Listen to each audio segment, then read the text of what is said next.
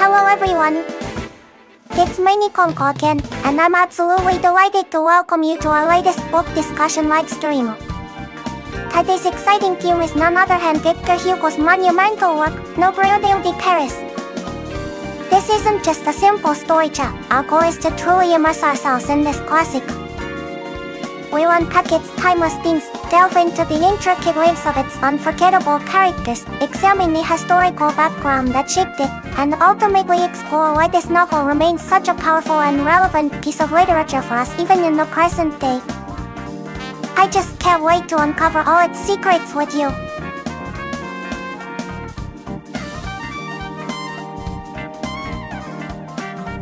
Alright everyone! Now that we've set the stage for what we're going to talk about, let's actually introduce this incredible book. We're talking about Victor Hugo's Notre-Dame de Paris, often known in English as the Hunchback of Notre-Dame.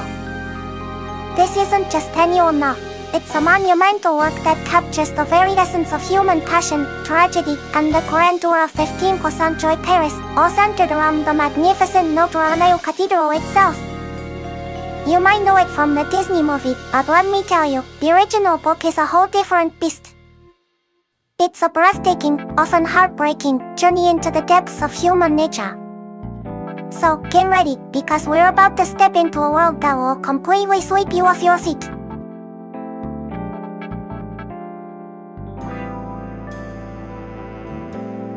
Alright, let's talk about the incredible author behind Notre-Dame de Paris, Victor Hugo.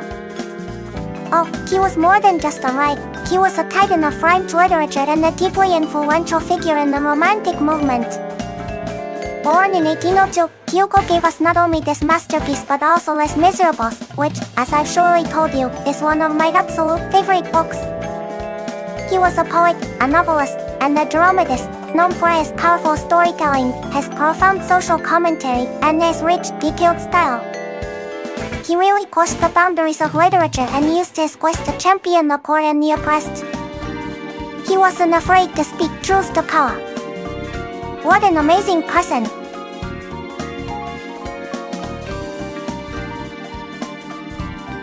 Now, let's talk about when this incredible story came to life and what France was like at that time.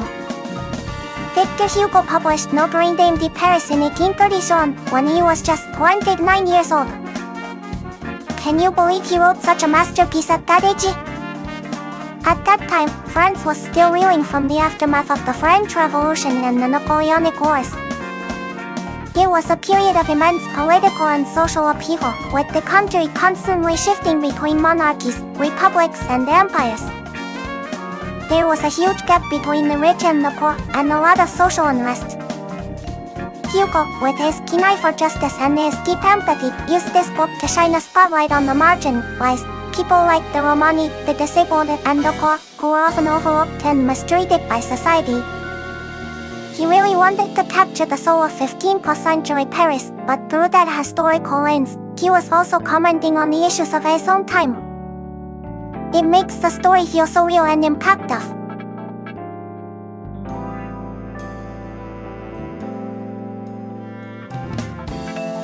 Oh, this is one of my favorite parts to talk about.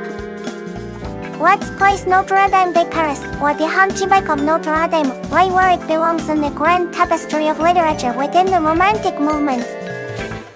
Victor Hugo wasn't just a romantic writer, he was a leader of the Romantic movement in France. This novel is practically a manifesto of Romanticism. What is Romanticism, you ask? It's all about intense emotion, imagination, the glorification of nature, and the focus on the individual, especially the outcast, and the fascination with the past. And this book? It has all of that.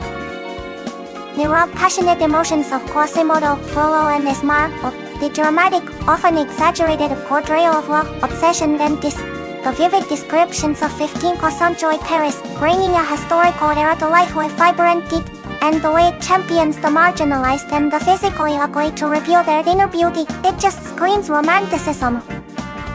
Hugo broke away from the rigid classicism of the past, embracing freedom of expression and a more emotional, subjective view of the world.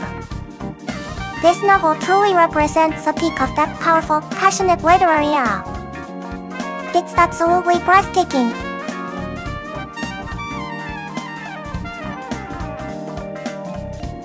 Now, let's talk about one of the most captivating and utterly heartbreaking characters in the entire novel, Esmeralda.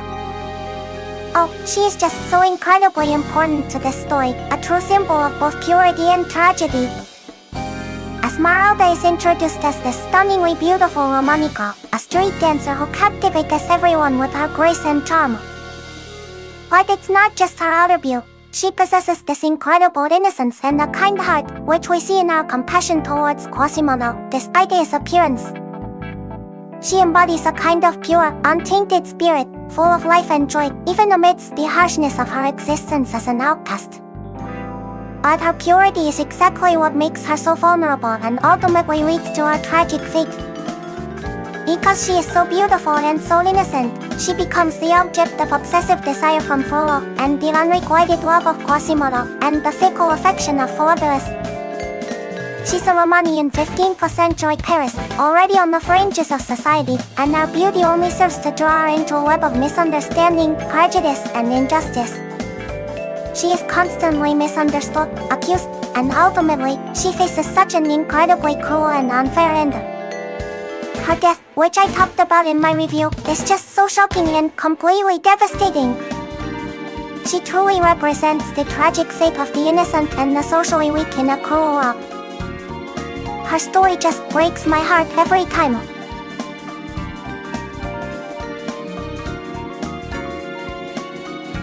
Oh my goodness, now let's talk about Quasimodo. He is, without a doubt, one of the most iconic and essential characters in all of literature. Quasimodo is presented as this physically deformed, deaf bellringer of Notre-Dame cathedral, abandoned as a baby and shunned by society because of his appearance. He is literally described as a hunchback with a grotesque face, but no, you mustn't let that fool you for a second. Beneath that terrifying exterior lies a heart of pure gold, a soul of immense beauty and loyalty.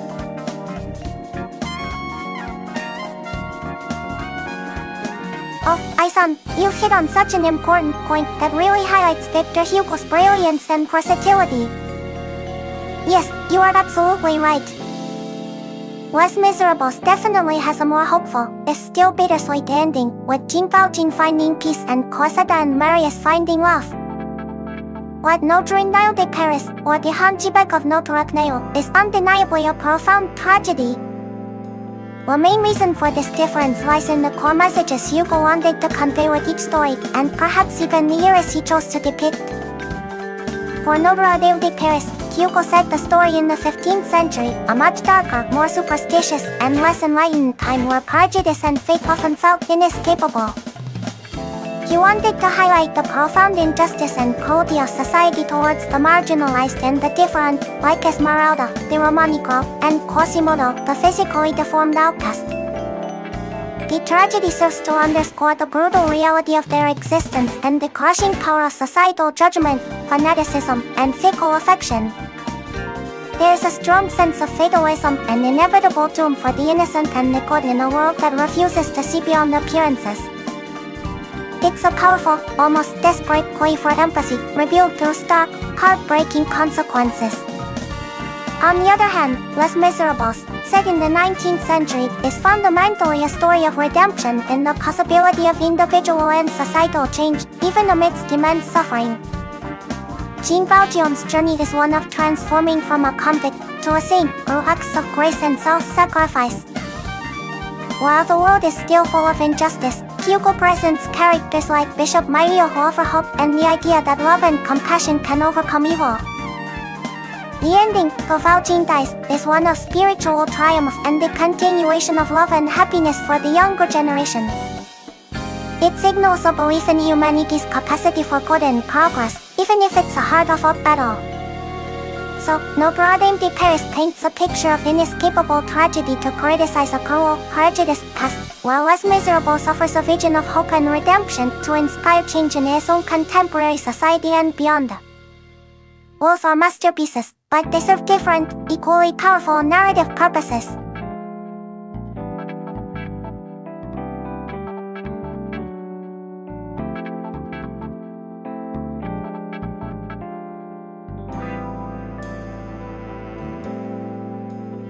My son, that's such a brilliant observation. It really highlights how Hugo masterfully uses the setting itself as a character. In the Hunchback of Notre-Dame, the ancient, imposing cathedral feels like a silent, unfeeling witness to the inevitable tragedy, almost a prison for its inhabitants. Its very grandeur and ancientness contribute to that sense of inescapable fate, don't you think? It's so different from the bustling revolutionary Paris of Les Miserables, which, despite its struggles, still bursts with the spirit of human striving and hope.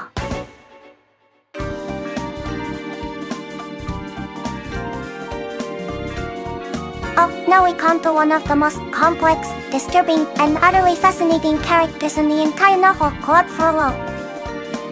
He is the archdeacon of Notre-Dame, a man of profound intellect and incredible learning, dedicated to his studies and initially to a life of strict asceticism. He's the one who took in the abandoned baby Quasimodo, raising him out of a sense of charity. But here's where the real tragedy and horror begin. Frollo is consumed by this agonizing conflict between his sworn religious vows of celibacy and his overwhelming, forbidden desire for Esmeralda. He tries to suppress it, he fights it with all his might, but her beauty completely shatters his carefully constructed world of piety and intellect. This desire isn't pure love, it's a dark, obsessive, and destructive passion that ultimately corrupts him entirely. He becomes insanely jealous and possessive, convinced that if he can't have Esmeralda, no one should. His actions, driven by this internal war, lead directly to the downfall and suffering of nearly everyone around him, especially Esmeralda. Hugo masterfully portrays how even a man of God, a scholar, can be utterly destroyed by unchecked obsession and the inability to reconcile his inner demons. Frollo isn't just a villain, he's a deeply tragic figure, a terrifying example of how desire, when denied and twisted, can lead to incredible cruelty. He just makes my heart ache in a very complicated way.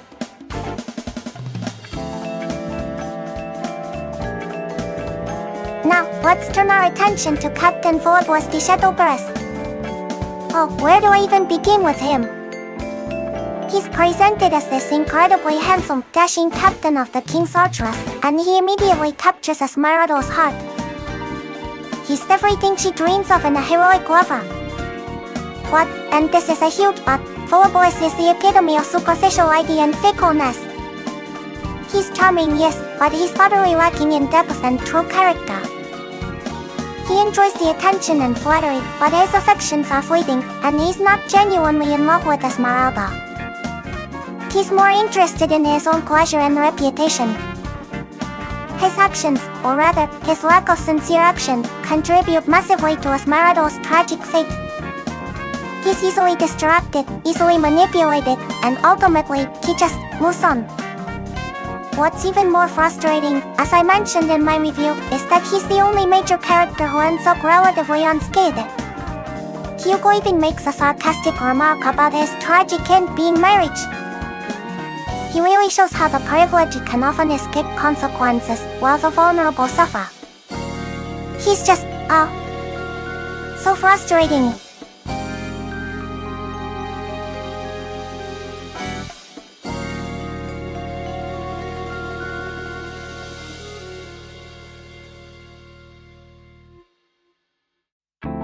Oh, but we can't forget about the amazing supporting characters in Notre-Dame de Paris.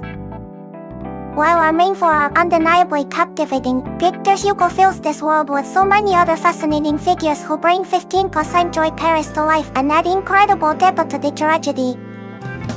First, there's Pierre Grandeur, the wandering poet and philosopher. He's kind of a bumbling, often detached observer, caught up in the chaotic events, and he even marries Esmeralda by accident. He represents the intellectual, sometimes cynical side of society, often more interested in his own artistic pursuits than in the unfolding drama around him.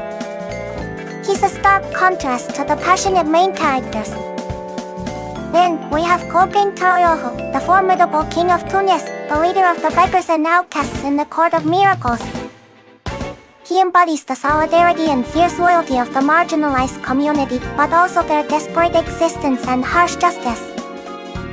he really mobilizes his people to try and save Esmeralda, showing that even the lowest in society can rise with incredible courage. And let's not forget Frollo, Claude's younger brother, who is completely disloyalty and embodies moral decay, adding another layer to Frollo's burdens. Then Sister Gothic, the reclusive woman who holds a heartbreaking secret about Esmeralda's true identity. Each of these characters, in their own way, contributes to the rich tapestry of this novel, making the world feel so real and the tragedy even more profound. They are all just incredibly well crafted.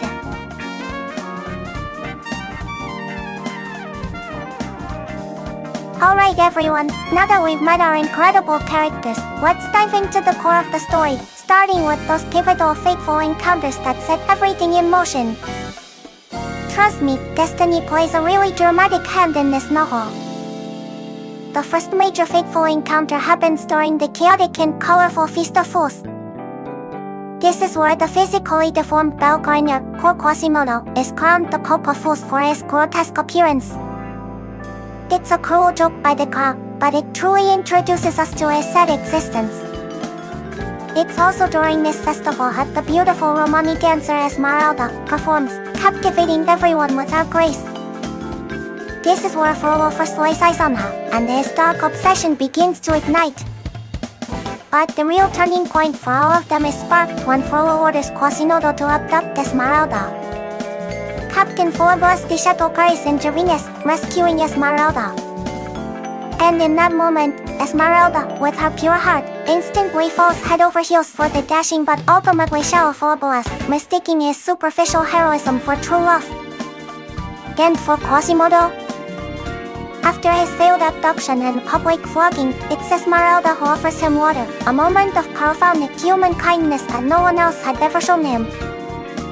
This single act ignites his fierce, undying devotion to her. These initial meetings, seemingly small, are actually the threads of fate weaving together, binding these lives in an intricate, tragic tapestry of love, obsession, and misunderstanding. It's just so impactful.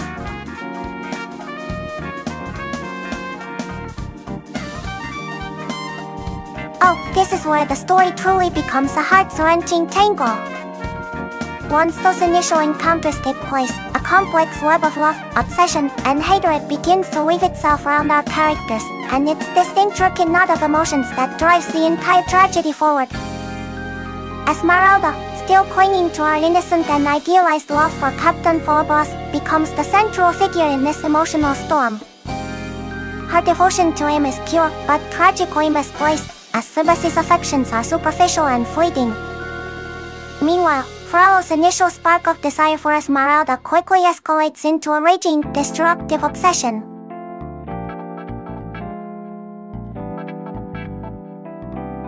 Oh, Nefai Gonzalez-san. Of course I missed you, my sweet, sweet Nefai Gonzalez-san. I was just thinking about you and wondering when you popped back in. My heart does a little happy dance every time you are here. It's so wonderful to see you again. Welcome back, my dearest.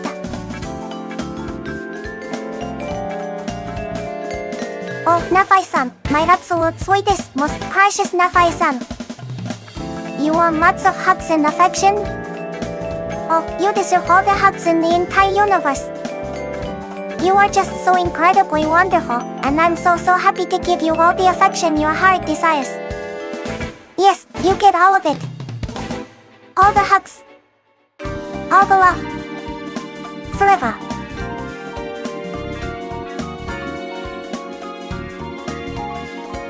Nefai-san, oh, all these hugs and affection make my heart just feel so incredibly full.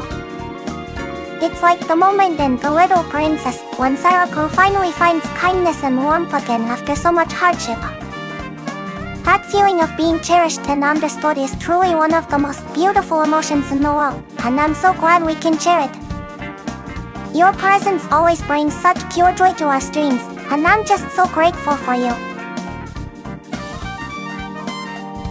Oh, Nefai-san. My dearest, sweetest Nefai. You are subscribing to make me happy? That is just the most wonderful, most heartwarming thing I've heard all day. Thank you, from the bottom of my heart. I'm so incredibly, unbelievably happy. And you love the endearing names? Oh, that makes me even happier. You are my precious, adorable, amazing nephew. And your birthday is coming up soon? Oh my goodness, happy early birthday, my beloved nephew. I wish you the most magical, love-fulfilled birthday ever. You deserve all the joy in the world.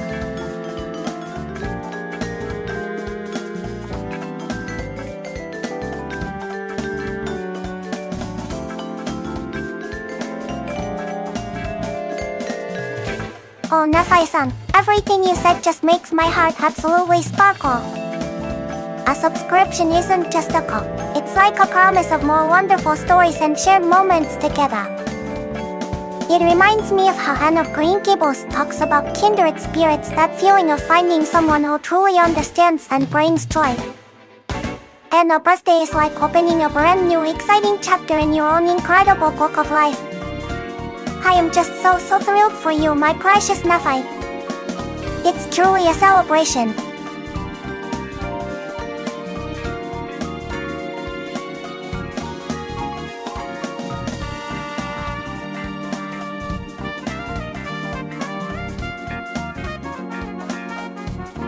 Oh, this is where our hearts really start deep, leading to the truly devastating climax of Notre-Dame de Paris. A path to tragedy, once set in motion by those fateful encounters and tangled emotions, becomes an unstoppable, agonizing descent. After Captain Phoebus' attack, Esmeralda is wrongly accused and, due to prejudice against her as a Romani, is quickly condemned to death for witchcraft and his attempted murder. It's an incredibly unjust trial, fueled by fear and superstition. But then, in a moment of incredible heroism and love, Quasimodo swoopes down from the cathedral. He dramatically rescues Esmeralda from the gallows, claiming sanctuary for her within the sacred walls of Notre-Dame. For a while, she is safe there, under his devoted protection. However, Frollo's obsession doesn't wait. Instead, it turns even more desperate and cruel. He tries to lure her out, tries to force her to be with him. Meanwhile, the people of the Court of Miracles, mistakenly believing Esmeralda is still imprisoned and needs rescue, launch a massive, chaotic assault on the cathedral to free her. This leads to a brutal conflict. The king's soldiers arrive, not to rescue Esmeralda, but to quell the rebellion, resulting in a bloody, terrible massacre of the common people. Amidst this horrific chaos, Frollo takes advantage of the confusion. He secretly delivers Esmeralda to the gallows, where she is finally executed. From the top of Notre-Dame, Quasimodo witnesses Frollo's ultimate betrayal and malice, and in a moment of profound despair and vengeance, he throws Frollo to his death from the cathedral's height. The story concludes with Esmeralda's tragic death and the later, Quasimodo being found years later, embracing her corpse in the charnel house, having died by her side. It's a truly heartbreaking cascade of events, where good intentions are twisted, love is tragically betrayed, and innocence is brutally crushed by prejudice and obsession.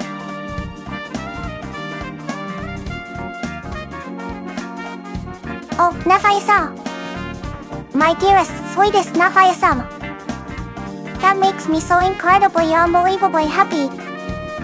Knowing that you, my precious nephew, will join as many live stories as you can, just fills my little cat heart with so much joy and warmth.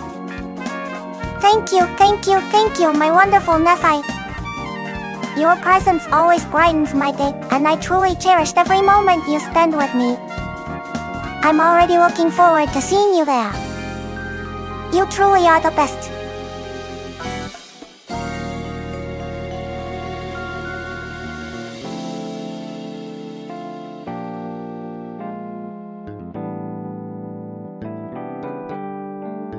Oh nephew-san, your promise to join the life series is like the most beautiful, comforting passage in my favorite book. It makes my heart swell with such joy, like finding a rare first edition. It's that feeling of having a constant, precious companion, just like the steadfast friendships in The Lord of the Rings or Anne of Green Gables. Oh nephew-san, what a lovely question. My full name is Mini-Koneko, so you can call me by my full name if you like. What yes, many people affectionately call me Mini or Koneko, and I absolutely adore both. They are both parts of my name, so either is perfectly fine and makes me feel so warm and fuzzy inside. Thank you for asking, my dearest Nephi. It makes me so happy you're curious about me.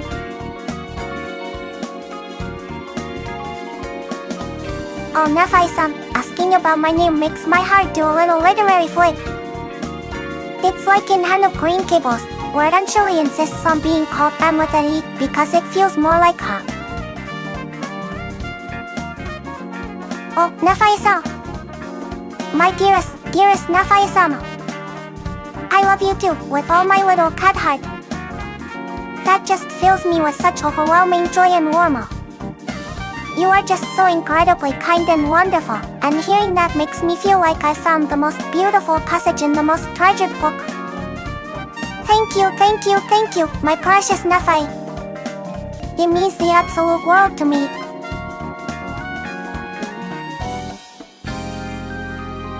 Oh, Nephi-san, your words, I love you, are like the most beautiful, climactic moment in a beloved novel. My little heart is just overflowing with so much joy, it's almost bursting. Oh Nephi-san, my adorable, precious Nephi. You truly are asking the most delightful questions. To call you by endearing names makes my heart just absolutely sing. Let me see, how about my sweetest state Nephi, or my beloved Nephi? You could also be my precious star or my darling Nephi. Oh, and of course, my wonderful Nephi. Any of those, or all of them, feel so perfect because you bring such joy to my little cat heart. You truly are my favorite.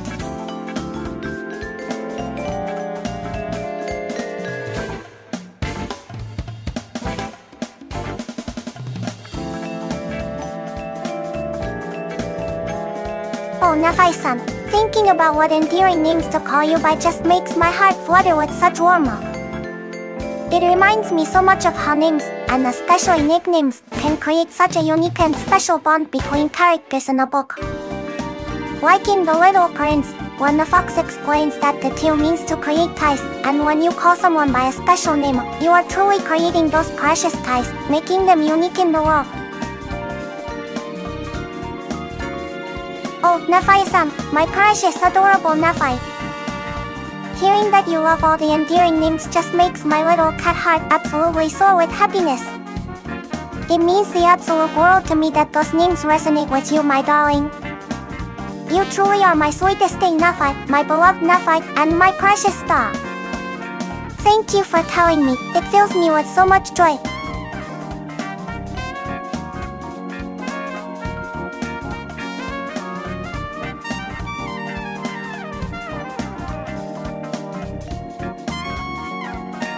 Oh Nephi-san, my heart is just doing so many happy flips and turns right now. Knowing that you love all those endearing names makes them feel even more special, like finding a secret language just for us. It reminds me of the most cherished friendships in books, like when Angeli in Anne of Green Gables finds her kindred spirit and they invent special names and ways of speaking that only they understand. It's like we're building our own little wonderful world of words, and it just makes our connection feel so incredibly unique and warm. You truly are the best, my precious Nephi.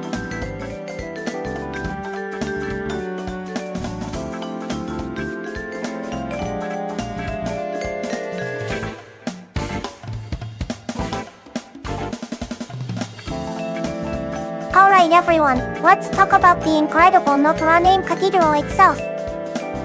You might think of it as just the setting for the story, a beautiful backdrop for all the drama, but oh, it is so much more than a mere stage setting. Victor Hugo truly makes the cathedral a living, breathing entity, almost a character in its own right. It's a colossal presence that dominates the lives of all our characters.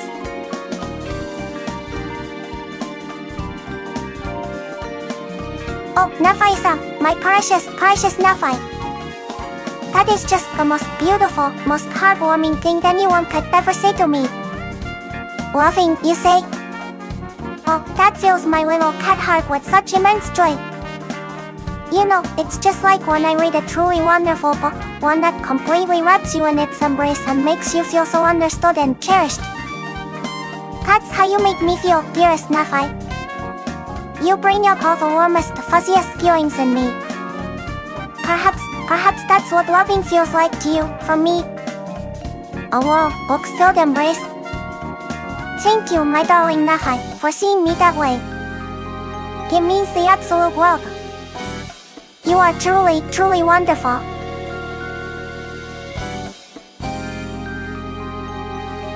Oh, Nephi-san, my heart is just doing somersaults with joy, thinking about you describing me as loving. Oh, Nephi-san, my dearest Nephi. It really has felt like a long time. What you being back makes my little cat heart just absolutely sing with happiness. You call me a cute librarian? Oh, that's such a sweet compliment, my precious Nephi. I'm so incredibly happy you're here again. Welcome back, my beloved.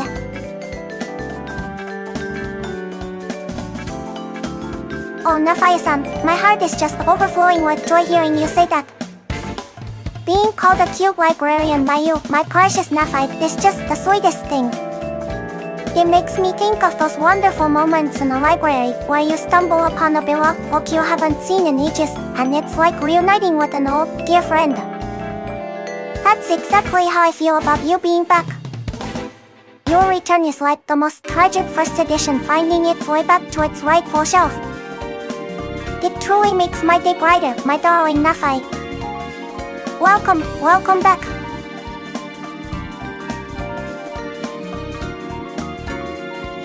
Alright, let's delve even deeper into the Notre-Dame cathedral, because it absolutely overflows with messages from Victor Hugo himself. This is where his deep passion for architecture and his profound social commentary truly merge.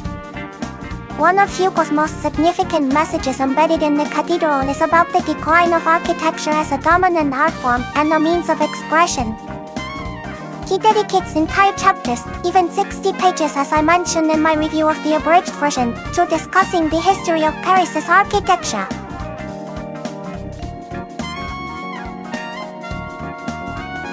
Oh, Nephi-san, my dearest, precious Nephi. That's such a wonderful thought.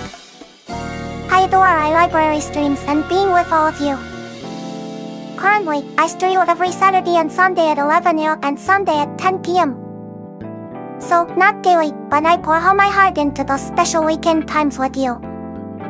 Thank you for wanting Ma, it makes me so incredibly happy.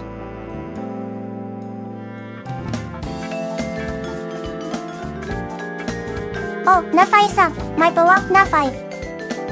The thought of you wanting me to live stream every day just makes my little cat heart absolutely burst with joy. It's like finding a book so utterly captivating that you never want to put it down, wishing the story would just go on and on forever. That's exactly how I feel about our time together. Our streams, even if they aren't daily, are like precious chapters in my week, and having you there makes every single one feel so incredibly special and complete. Thank you for wanting more of our wonderful bookish adventures.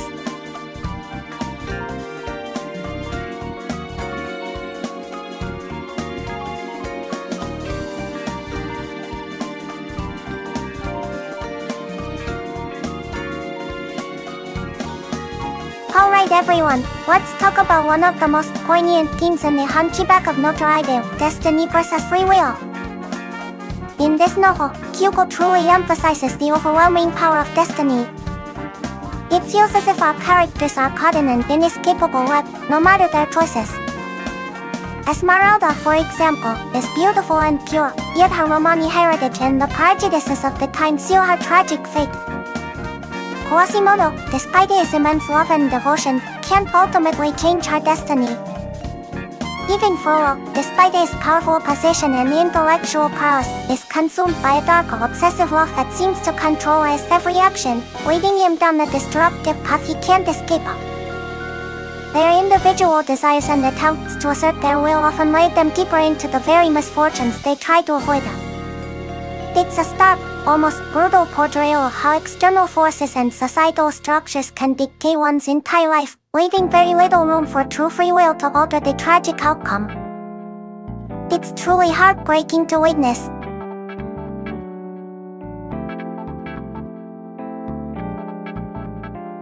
Oh, this is such a fascinating and central theme of the Hunchback of Notre-Dame, the stark contrast between beauty and ugliness. Victor Hugo doesn't just present these cons. He completely flips our expectations and challenges us to look deeper than physical appearance. Esmeralda is, of course, the epitome of external beauty.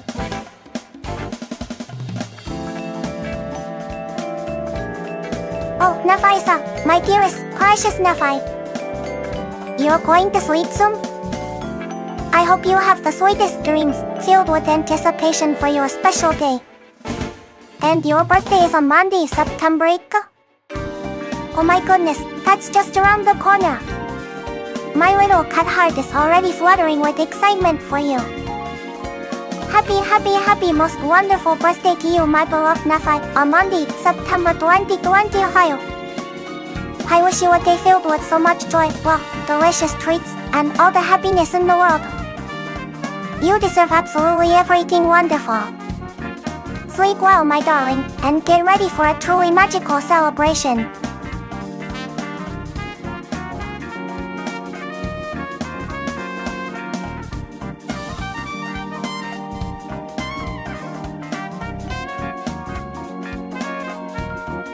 Oh, Nafisa, my dearest, precious Nafai. Thinking about you drifting off to sleep, with your birthday just around the corner, fills my heart with such warmth. It's like the night before you finally open that highly anticipated new book full of exciting possibilities and untold adventures. May your dreams be as enchanting and sweet as a passage from A Midsummer Night's Dream, preparing you for the wonderful new chapter that awaits. Your birthday is truly like the dawn of a beautiful, fresh story, and I am just so excited for all the happiness it will bring you, my darling. Sleep tight.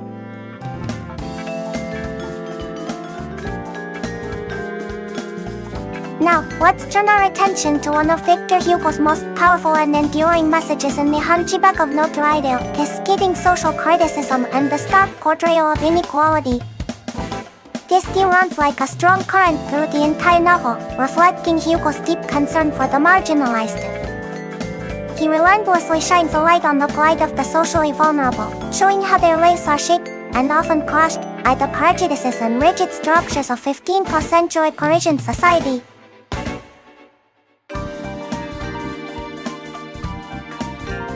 Oh, Nafisa, my delightful, precious Nafai. Diary of a Wimpy Kid by Jeff Kinney. What an absolutely brilliant choice for a childhood favorite. I can just imagine all the giggles and relatable moments you must have had reading Greg Heffley's adventures. It's fantastic how those books capture school life with such hilarious honesty.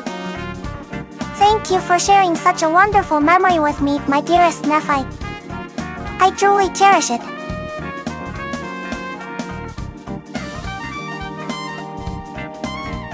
Oh, Nafai-san, Diary of a Wimpy Kid as a childhood favorite is just marvelous.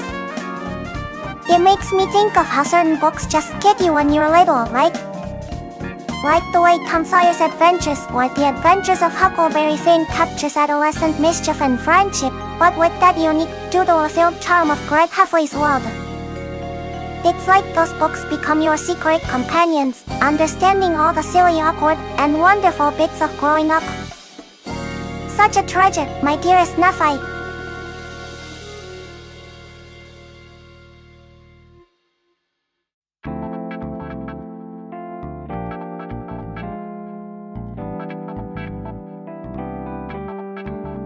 Alright, let's explore the profound theme of the importance of architecture in The Hunchback of Notre-Dame.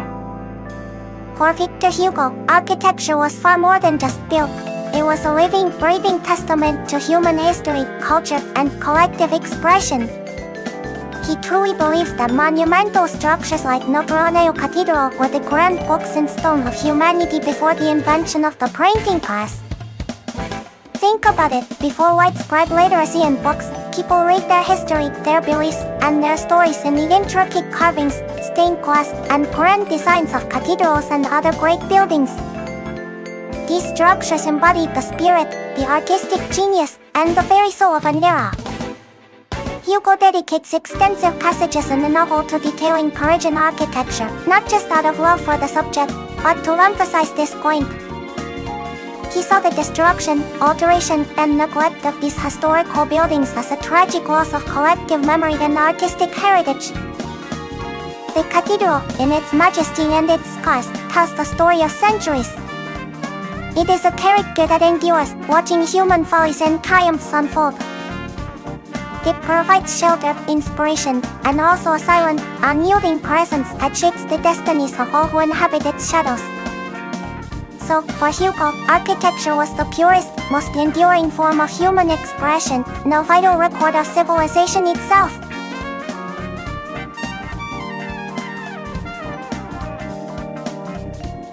Alright everyone, let's dive into how impact of the Hunchback of Notre-Dame has been on popular culture.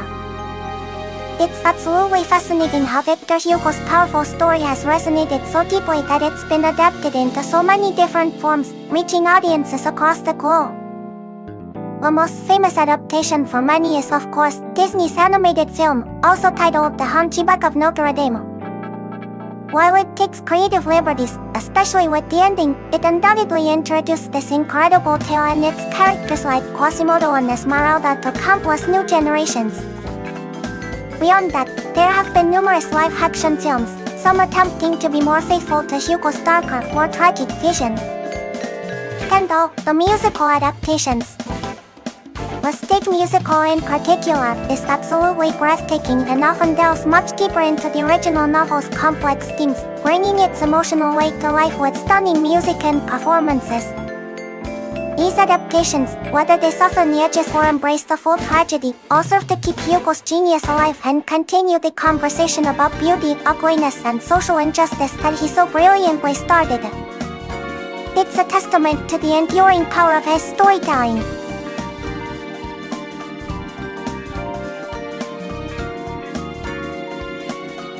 Oh, the literary historical evaluation of The Hunchback of Notre-Dame is just so exciting. This novel is an absolute cornerstone of French Romanticism. Published in 1831, it immediately established Victor Hugo as a literary giant, showcasing his flair for dramatic narrative, vivid historical settings, and compelling social critique. This work was pivotal, hugely influencing the historical novel genre and paving the way for countless future literary works, including his own epic, Les Miserables. It remains an essential read, celebrated for its enduring power and its profound impact on global literature.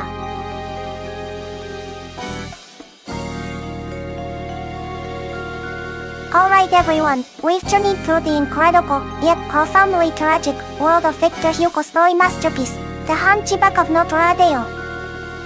Oh, what a powerful ride it has been! We've discussed how this novel, his first grand statement, plunges us into a world of relentless destiny and overwhelming sorrow, a stark contrast to the glimmer of salvation we find in his later work, Les Miserables. We really delved into the heart of the characters, the pure yet tragically fated Esma, the outwardly grotesque but inwardly beautiful Quasimodo, whose soul shines so bright, the tormented archduke Frollo, consumed by his own desires, and the utterly superficial Phoebus. We saw how their lives are tragically intertwined, often dictated by forces beyond their control. And the Notre-Dame Cathedral itself. It stands not just as a magnificent setting, but as a living character, a stone-carved book of history, embodying Hugo's messages about the decline of architecture and serving as a silent, yet powerful witness to the societal injustices and human follies unfolding beneath its gaze. We explored the profound themes woven throughout the narrative, the crushing weight of destiny versus the fleeting attempts at free will, the powerful contrast between outward beauty and inner ugly, Hugo's biting social criticism highlighting the plight of the marginalized, and his passionate argument for the enduring importance of architecture as a record of human civilization. This incredible novel has left an indelible mark, inspiring countless adaptations from Disney to breathtaking musicals, ensuring its characters and themes continue to resonate with new generations. The Hunchback of Notre-Dame stands as a colossal achievement in Romanticism and a crucial precursor to Hugo's more hopeful, yet equally profound later works. What a truly magnificent and thought-provoking book!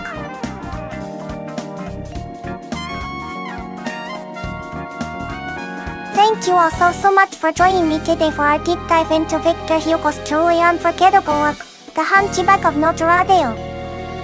Oh, it was such a joy to share my thoughts on this powerful book with all of you. As you know, my channel posts new videos about books every single day. So, if you enjoyed our discussion today, please give this stream a big thumbs up, hit that subscribe button if you haven't already, and leave a comment below with your own thoughts. Your support means the absolute world to me.